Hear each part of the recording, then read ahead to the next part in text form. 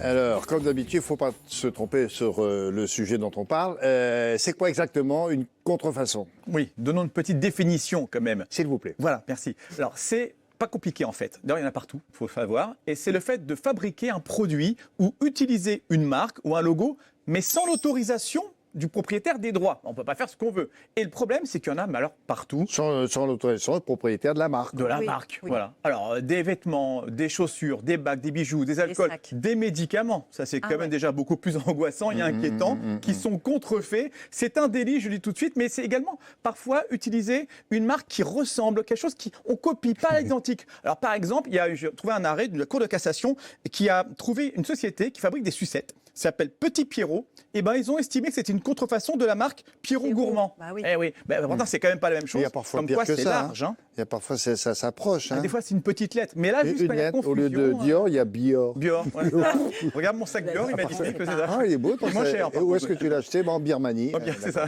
Alors, avec les confinements notamment, énormément de Français font leurs achats sur Internet, peut-être vous, et j'imagine que c'est un espace où on trouve beaucoup d'articles contrefaits. Alors, comment on fait pour ne pas se faire avoir si vous achetez un article sur Internet, par exemple? Parce que là, vous le voyez sur un écran. Eh oui, c'est le problème. Et il y a justement deux problèmes. Vous l'avez dit, le premier problème, on voit ça dans un écran, donc par définition, on ne voit pas très bien l'article, on ne peut pas le toucher. Donc c'est sûr qu'il y a beaucoup de contrefaçons sur Internet, parce que comment vérifier que c'est un vrai ou un faux, on ne voit pas très bien. En plus, il y a des millions de transactions, donc des millions d'occasions d'acheter du faux. Petit chiffre comme ça au passage, c'est toujours bien. En 2019, 100 milliards d'euros, c'est le montant des transactions d'objets vendus. Alors il y en a plein. Alors comment faire pour ne pas se faire avoir? Des petits conseils.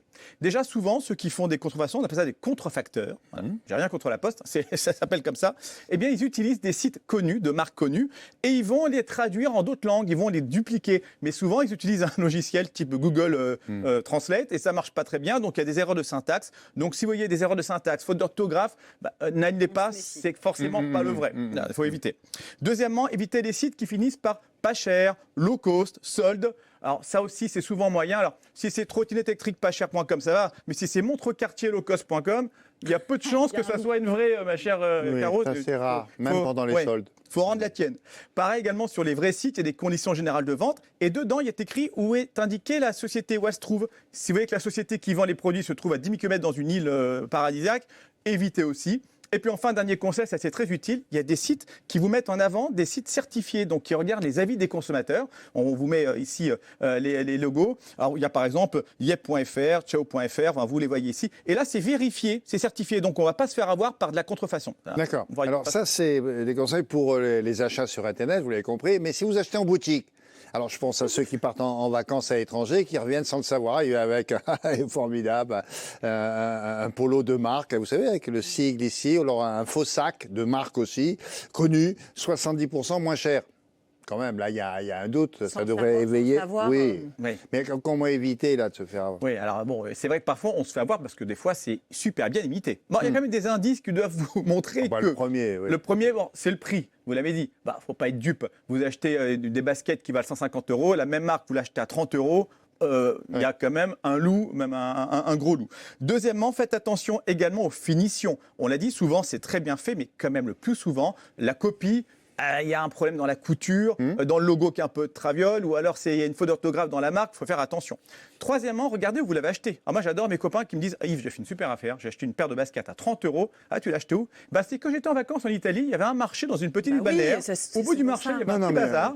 Ils vendent des médicaments, j'ai Laurent, j'ai des baskets. Non, mais si vous allez à Vintimille, c'est sur le marché. Il est là. Mais regardez, une vraie marque, c'est sûr qu'elle ne va pas vendre ses produits dans un petit bazar au fond d'un marché balnéaire. Bon, ça c'est juste pas possible. Non, mais parfois les gens disent j'ai pas fait attention. Si, vous le saviez. Oui, et puis parfois on fait carrément exprès, semblant de. Et puis payer pour une espèce, garder une trace, ça aussi, des espèces, ils adorent ça, il n'y a pas de trace, donc évitez. Ok, alors si malgré tous ces conseils-là, vous constatez que vous avez été fait avoir parce que vous étiez de bonne foi et que le produit que vous avez acheté est un produit contrefait, est-ce que vous avez des recours? Oui, alors on a des recours, mais vous avez dit, William, mais vous avez raison, bonne foi. Bon, attention quand même, si vous achetez un produit à 20% de son prix, il ne faut pas vous étonner en rentrant à la maison. Ah ben je ne comprends pas, je suis très surpris, c'est un faux. Bah oui, non, il faut être de bonne foi, sinon on ne peut pas avoir de recours. On va dire, monsieur, vous saviez, comme à Vintimille, vous dites, bon. Alors, plusieurs moyens. D'abord, vous achetez un produit, bon, admettons, vous êtes de bonne foi. Vous rentrez chez vous, vous voyez que c'est un faux. Un faux parfum, vous sentez, c'est pas du tout le vrai parfum. Ouais, ça, vous retournez dans la boutique et vous lui rendez, vous dites au vendeur, si vous ne me remboursez pas, je dépose une plainte. Oui, si c'est à l'étranger, c'est raté. Alors, si c'est à l'étranger, c'est raté. Alors, si c'est à l'étranger, qu'est-ce que vous faites? Vous déposez plainte pour de vrai. Donc vous faites une plainte au parquet, comme disent les menuisiers, c'est plus pratique. Et là, il y aura des poursuites parce que c'est un délit, cher William. 3 ans de prison et 300 000 € d'amende. Alors ça, c'est quand on fait des gros trafics, mais c'est pour vous montrer que quand même la police prend ça et la loi prend ça au sérieux. Sinon, vous contactez, c'est un classique, mais il faut le rappeler, la répression des fraudes. Il y a un signalement en ligne très facile sur le site de la DGCCRF, petit rappel, Direction générale de la consommation, de la concurrence et répression des fraudes. Et puis, petite chose également pour finir, intéressante, prévenez la marque. Vous achetez un faux parfum, vous savez que c'est un faux. Prévenez la marque, dites à la marque, écoutez, j'ai acheté quelque chose dans tel endroit, telle boutique, il est faux. Alors peut-être vous aurez un petit cadeau et en plus vous aidez la marque à lutter contre la contrefaçon. En général, ils les ont repérés. Hein. Oui, mais c'est bien de prévenir, on ne sait jamais. Alors, un dernier mot rapide. Là. Si vous êtes laissé tenter, vous avez acheté lors d'un voyage à l'étranger, par exemple, des produits contrefaits, qu'est-ce que vous risquez quand vous revenez ou vous passez à la douane? Vous savez, c'est les messieurs qui vous regardent comme ça et on ne se sent pas bien. Oui, bonne question. Alors déjà, il faut savoir que les douaniers, ils ont du flair. Hein, ça, c'est clair. Ils vont vous repérer un polo avec les petits crocodiles là, qui n'est pas vrai, très loin. Oui, mais si le polo, même s'il est dans la valise, ils peuvent vous demander, ouvrez-moi ça, parce que vous venez de tel endroit dont on sait que là-bas, il y a des faux. Valise ou même sur vous. Ils peuvent vous dire, c'est pas parce qu'on le porte qu'on peut porter du faux sans se faire attraper. Alors, attention. Alors, ils vont vous confisquer. Alors, ils vont vous le prendre. Ils vont pas vous le rendre. Hein. Qu'est-ce qu'ils font des confisqués? Ils les détruisent. Chaque année, des millions de produits contrefaits sont détruits. Des millions. Donc, on vous le prend, on vous le confisque, on vous le rend pas. Mais c'est pas tout. Parce qu'on pourrait se dire, allez, je vais tenter le coup. Au pire, on m'enlève mon polo, c'est pas grave. Non, il y a une amende. Et l'amende, elle n'est pas petite. Écoutez bien, l'amende, selon le prix du produit, varie entre 1 à 2 fois le prix du produit, le vrai. Ah oui. Exactement. C'est-à-dire que le petit polo avec le crocodile, s'il vaut le vrai 100 €, l'amende est entre 100 et 200 €.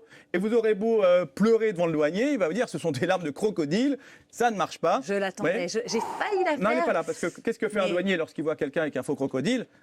Il accoste. Il accoste et il vous met un PV, et ça peut coûter cher, sans compter le délit dont j'ai parlé, si vous faites en plus un trafic. Vous en avez d'autres Non, là c'était pour finir, pour les vacances. On a le temps de faire un petit récapitulatif? Non, j'ai pas le temps. Non, mais je rappelle simplement qu'acheter un produit contrefait, c'est un délit. Hein. Bah oui, c'est un délit. Il faut pas oublier ça. Merci beaucoup. Allez.